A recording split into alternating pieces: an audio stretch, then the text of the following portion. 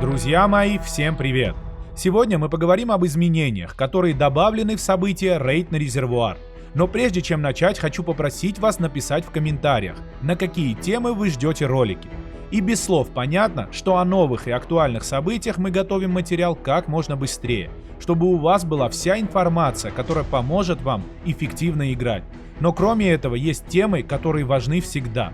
Например, ролики про таланты шефа и раунды сражений, полезны игрокам независимо от текущих событий в игре. Мы читаем все комментарии, которые вы пишете, а ваше мнение поможет нам делать контент, который интересен именно вам.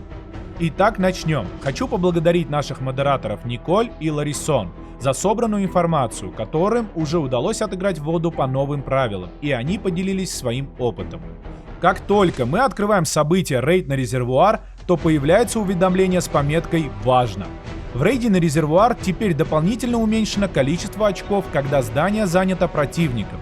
Также изменено количество очков, получаемое за повторный захват здания.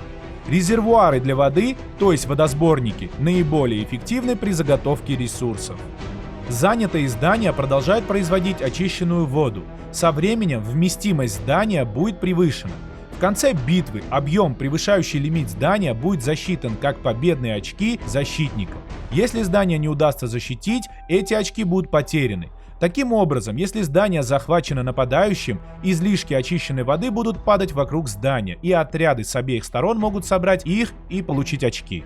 То есть, когда из здания выбивают вас или вы выбиваете противника, то вокруг появляются лужицы, которые надо собирать, чтобы получить личную воду плюс воду для союза. Все лужицы разного размера, они содержат разное количество воды, поэтому сначала нужно отправить свой марш на те, что побольше.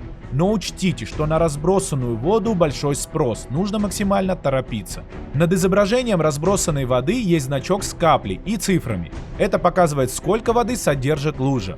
Чем дольше союз держит здание, тем больше в нем копится воды. Следовательно, при победе в сражении в таком здании гораздо больше воды будет раскидано по округе. И если вас выбили, количество воды высчитывается из счета союза. Как только изменения были введены в тестовом режиме в некоторых штатах, игроки предположили, что можно почти целый час ничего не делать, а под конец просто выбить противника из всех зданий и собрать воду. Но это не сработает так, как предполагали игроки.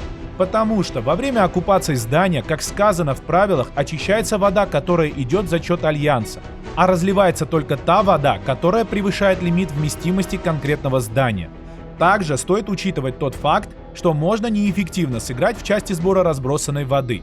Я уверен почти на 100%, что будут тратиться ускорители маршей и биокапсулы в огромном количестве для быстрого сбора этой воды. Когда из здания выбили союз, на маленькой карте в верхнем правом углу появляется такая отметка. Здание стоит в луже. Если карту раскрыть, то вокруг здания, которое недавно выбили, будет много капель. Поэтому игрокам легко ориентироваться, куда бежать, чтобы собирать воду. Исходя из небольшого опыта игры с этими нововведениями, за такие лужицы должны отвечать те команды и игроки, которые стоят у здания.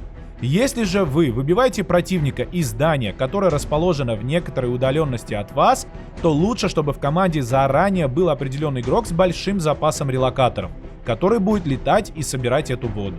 Также добавлен новый элемент в виде зараженного, который стоит в левой верхней части карты. Он периодически выпускает волны на центральный резервуар, независимо от того, какой союз там находится. По нашим наблюдениям, волны поступают каждые 2 минуты. Принцип работы этого зараженного похож на башни Капитолия. Каждый раз, когда волна достигает центральный резервуар, то некоторое количество ваших отрядов становятся ранеными и отправляются в госпиталь. Продолжить сражение они не смогут.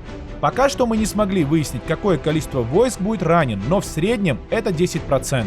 Таким образом, чтобы удержать центр, вам нужно постоянно отправлять подкрепления, иначе от ваших отрядов там останется пара солдат, и противник с легкостью вас выбьет.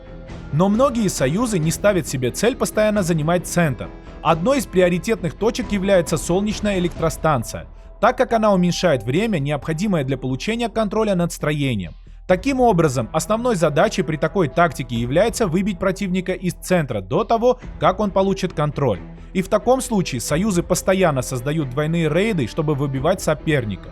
По такой тактике мы играли резервуар в 539 штате. Ссылку на стрим я оставлю в описании к этому ролику. и отдельно для вас потом сделаю видео о данной стратегии игры. И не забывайте о водосборниках. Из-за этих изменений с разбросанной водой противник может напрочь о них забыть. Но вы уже подготовлены, вы смотрите этот ролик.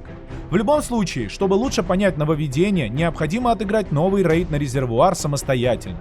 Мы будем рады прочитать комментарии от тех игроков, кто уже сражался по новым правилам. Если появятся особенные тактики с учетом внесенных изменений, мы обязательно о них расскажем. Поэтому подписывайтесь на мой канал, чтобы не пропускать новую информацию. Делитесь мнением в комментариях и ставьте лайки. Берегите себя и не бойтесь промочить ноги в лужах. Всем пока!